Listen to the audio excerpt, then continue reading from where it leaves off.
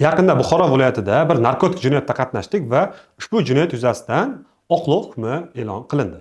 Demak, mana shu oqlov hukmiga qanday amalga oshirildi va qanday protsessual harakatlar, jarayonlar kuzatildi.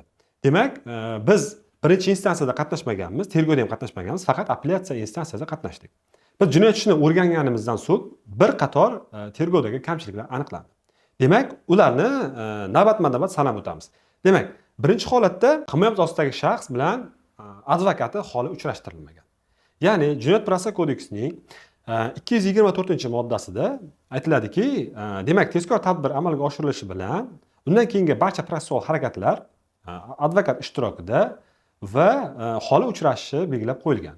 Va buni mana shu tartibga rioya qilinmagan. Demak, himoya huquqi buzilyapti.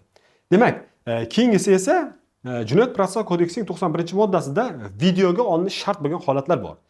Ya'ni shaxsni ushlash, tintuv qilish, ya'ni undan boshqa holatlar ham videoga olinishi kerak. Bu jarayonda shaxsni ushlash bilan shaxsiy tintuv qilish jarayonlari video tasvirga olinmagan.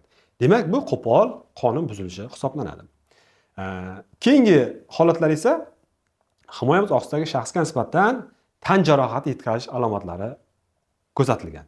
Ya'ni tezkor tadbir ishtirokchilari tomonidan himoyamiz ostidagi shaxsga nisbatan jismoniy tazyiqlar o'tkazilgan.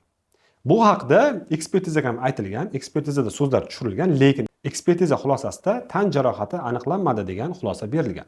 Lekin uni vaqtinchalik saqlash hibsxonasiga joylashtirilayotganda u xodimlar tomonidan tan jarohati borligi yaqqol ko'rinib turgan va ushbu holat haqida dalolatnoma rasmiylashtirgan.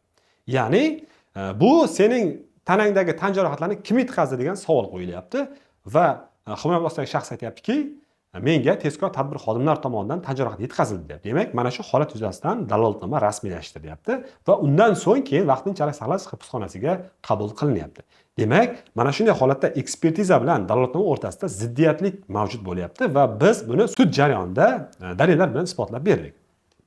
Shuningdek, keyingi holat tezkor tadbir jarayonlari video tasvirga olinmagan va video materiallar yo'q bo'lgani uchun birinchi instansiya sudi tomonidan ushbu, ya'ni taqdim qilingan DVD disk haqidagi ma'lumotlar mavjud bo'lmagani uchun dalillar safidan chiqarilgan.